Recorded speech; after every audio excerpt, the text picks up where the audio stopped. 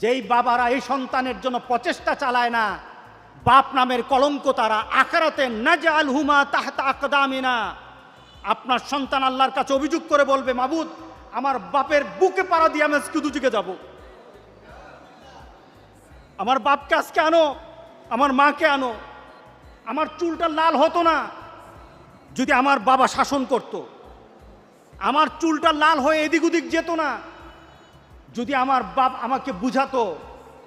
যদি আমার বাপ আমাকে বলতো 5 ওয়াক্ত নামাজ পড়বি, তোর জন্য পুরস্কার আছে, 5 ওয়াক্ত নামাজ পড়বি, না পড়লে কিন্তু শাসন আছে, এই কথা যদি বলতো, তাহলে আমি আজকে খারাপ হতাম না। অনেক দিন আগের এক ঘটনা, একটা ছেলে অ্যাক্সিডেন্ট করলো, একটা ইউনিভার্সিটির টিচার, পাশে তার আরেক বন্ধু। ওই ছেলেটা ছিল নামাজি, আর যে ছেলেটা অ্যাক্সিডেন্ট করেছে গাড়ি ড্রাইভ করা অবস্থায়, ওই ছেলেটা বড় লোকের ছেলে ছিল, পয়সাওয়ালা ধনীর ছেলে। আল্লাহ কি আল্লাহর লাগে নাকি? নামাজ কি নামাজ আর লাগে নাকি? মুহাম্মদ সাল্লাল্লাহু আলাইহি সাল্লামের নীতি কি? এই নীতি ছাড়াই তো সুন্দর নীতি আমরা পাই। ওরা আল্লাহ রাসূলের শিক্ষা পায় নাই, পরিবার থেকে শিক্ষা পায় নাই, অ্যাক্সিডেন্ট করলো। যে ছেলে পাশে বসা ছিল নামাজি ছেলে, ওই ছেলেটা ইনজুরি হলো, সেই হালকা আহত হয়েছে। আর এই ছেলেটা খুব বেশি ইনজুরি হয়ে হসপিটালে ভর্তি, অ্যাপোলোতে ভর্তি। মা অনেক পয়সাওয়ালা, বাবা অনেক পয়সাওয়ালা। ছেলের ব্যাপারে বলা হলো লাইফ সাপোর্টে ছেলে, মার পাশে ওই ছেলেটা বসা।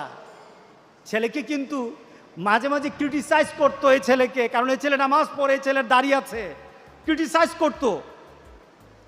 এবার মা কেঁদে কেঁদে ছেলে ওই ছেলেটাকে বলে, তার বন্ধুকে বলে, বাবা আমার ছেলে কিন্তু নামাজ পড়তে জানতো না, আমার ছেলে কিন্তু কোরআন পড়তে জানতো না, বাবা তুমি একটু দোয়া করো না, আমার ছেলেটাকে যেন আল্লাহ ভালো করে দে,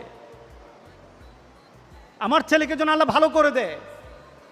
আমার ছেলে তো দিনদারি শিখে নাই, দিনদারি পারে নাই, আমিও তো কিছু বুঝি না।